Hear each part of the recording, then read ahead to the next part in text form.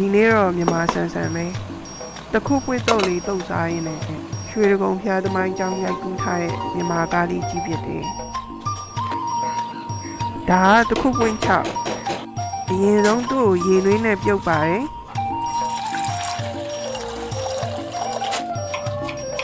အတုံးဆိုတော့ထုံးစံတိုင်းကြက်သွန်လှီးပြီးတော့ရေဆေးတယ်ပြီးတော့တခုပွင့်တုတ်ကလေတံမြာရေလေးညှစ်ပြီးတော့တုတ်လို့ရှိတယ်ဂရင်းလဲရှင်းတယ်မှွေးလဲမွေးတယ်အားကြောင့်တံမြာလေးထည့်တုတ်ရတယ်ကြိုက်တယ်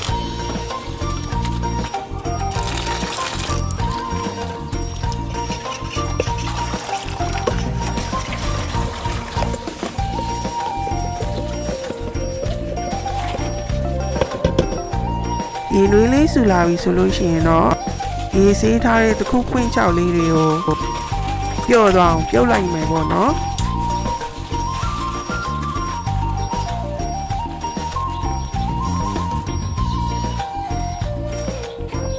10 မိနစ်လောက်ပြုတ်ပြီးဆိုရင်တော့စုအတွက်ကတော့စားလို့ကောင်းတဲ့အချိန်ကြီးရောက်ပြီဖြစ်လို့လေ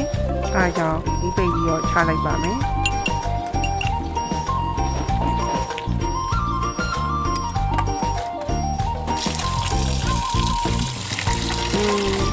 ပြီးရင်တော့ရေ3ခါလောက်တိုးပြစ်တယ်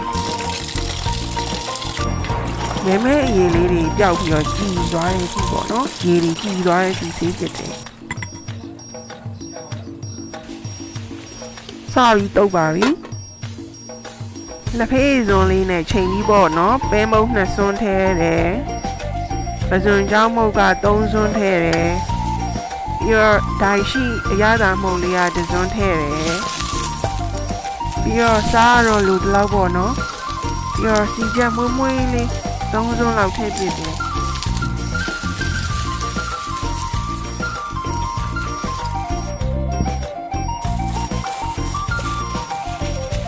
နောက်ဆုံးမှာတော့တံမြာလေးလေးညှစ်ပြီးတော့နှမ်းလေးဖြူလိုက်ပြီဆိုရင်တော့ခုပစ်တုပ်လေးကပြည့်စုံသွားပါပြီကဲဇလန်းလေးကြည့်ရင်စားပါတော့မယ်ဇလန်းလေးအကြောင်းတော့နောက်တစ်ပုဒ်မှာဆက်ပြီးတော့ပြောပြချင်ပါသေးရဲ့နော်ခုတော့အားလုံးပဲတတ်တာ